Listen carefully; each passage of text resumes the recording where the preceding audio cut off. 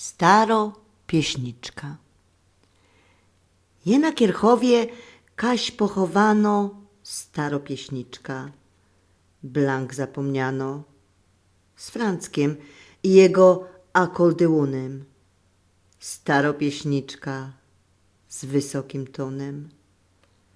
Choć wieki trwała w polach i w trowach, teraz śpi w nutach i w śląskich słowach.